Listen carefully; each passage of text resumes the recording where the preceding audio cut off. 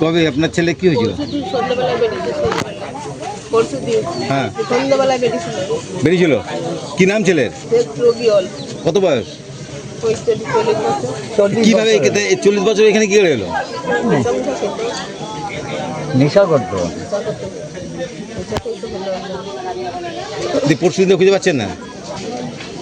এটা আপনার ছেলে মনে হচ্ছে? মনে হচ্ছে ওই আছে।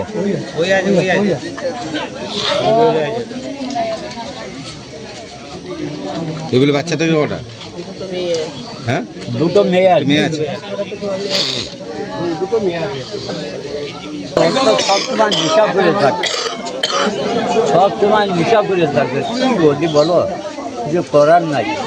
তাই নেশা তবে পড়ে গেছে বলে নেশা অবস্থায় পড়ে গেছে। আমার সব কথা আড্ডা মারছিলাম তোমরা।